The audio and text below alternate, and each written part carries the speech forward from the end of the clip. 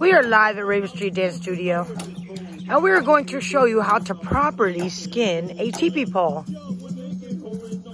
We're at Lonnie Street and Cameron Richardson, Hollister, North Carolina, and we're listening to some Lance Long. We love his music. We can give him a shout out. Purchase his music. Go to his page on Facebook. Give him a call and have him come to your next meeting.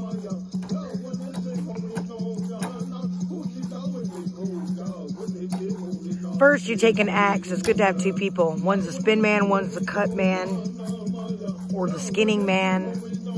But first, you take the hatchet and go ahead and knob off any limbs or knots that are on the pole. This makes it really a lot easier once you start skinning.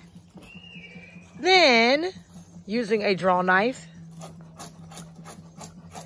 it's best to use gloves and a set of sawhorses to balance your teepee pole.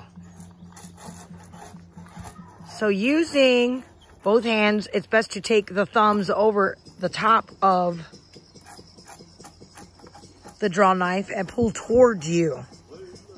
Working in the same direction will give it more of a smoother finish. So once you start, it's best to kind of stay that way unless you're going over a knot. Then to smooth that area, you can reverse and go the opposite direction. Getting the correct angle on the draw knife is important. And actually, one draw knife is not the same as another. This actual tool we're using here today was my granddaddy Vernon's draw knife. It's actually missing a handle, which makes it easier a lot of times to use. We purchased a brand new draw knife. Not really liking the flow of it. Sometimes the oldies are goodies. We're gonna skin the bark off of the outside of this pole, and not even just the bark, but down to the white part of the flesh, of the white part of the meat of the wood. Like we said, it is best to have two. Right now I'm filming, but I'm serving as the spinner, and I guess that's what you would call it, spin man, where you're gonna turn the pole to help your skinner get a better angle on it. Just makes it a lot faster. A couple years back, me and my husband skinned a set of poles for ourselves. We got to 8 minutes a pole, we could skin it. It's a good workout. And it's very satisfying, wouldn't you say, Cameron? Yes, most definitely. He's a grass dancer. He's in the teen category, coming up to men's. And he's been helping us here during the quarantine.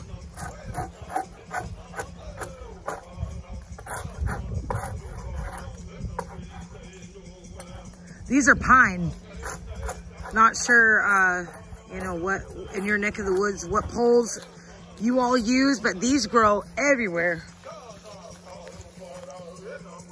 You need 17 poles if your teepee is over 15 foot. I think that's the rule of thumb. 15 poles and then 2 for smoke flaps. So skinning a set of 17 is what we are doing today. We won't get 17 done in a day, but once you do get, you know, used to it, and you're in shape, then you can get quite a few done in a day. Poles go for a set of around $20 per pole. So you figure cutting it, transporting it over here, skinning it, if you can get 2 done an hour, that's 40 bucks an hour. A lot of the jobs are laying off. We got an order here at the Raven Street Dance Studio for a set of teepee poles. So figured we'd document it and show you all what we've learned, and hopefully it can help you next time you, you know, decide to maybe get yourself a set of poles, because they're expensive, and, you know, there's trees pretty much everywhere. So take advantage, especially of this time, learn a new craft. Okay, so now we spin for him. He's gonna want to get, I'm gonna come down here. This is the white part of the flesh. Okay, and so he's gonna want to get that, even that brown layer off. Sometimes you luck out and you can get it in one clean sweep.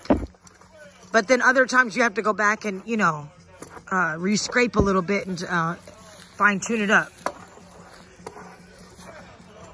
But like we said, I was doing one earlier. I was scraping and I was getting really winded. And my husband said, don't forget to breathe. So with everything, breath is your life. So the more you breathe, then it's easier on the body. Plus, it's a better workout. You're getting breath to all of your muscles instead of tensing up. Breathe with the exercise. Very good. It gets sappy. If you're all by yourself, you can skin a pole. I've done it many times. But you have to straddle the pole in order to do so. And that can get, you know, pretty sticky.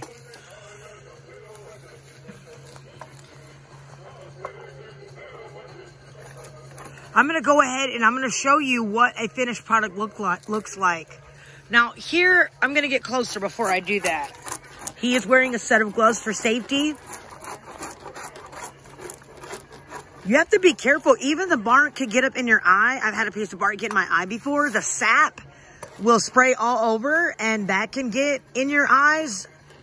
I've actually ruined a pair of glasses before because the sap was just, I don't know, it was wicked, but just be careful and proceed with caution. Don't have little kids around. And sometimes that draw knife can get hung up, and you have to be careful not to have, you know, your face too close to it or another body part to prevent injury. Practicing safety here at Raven Street Dance Studio is foremost. So he's skinning the pole and he's got a good rhythm going. And he's actually getting some good cardio in there. Working those triceps. Old style.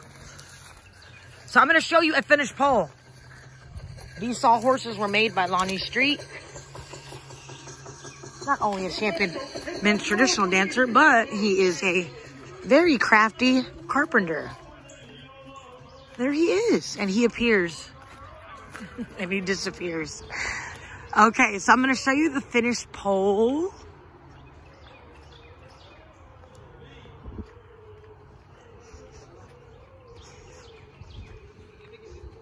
And these are finished poles that we're not quite finished, but, you know, we'll touch them up again to get that extra, you know, brown skin off of the,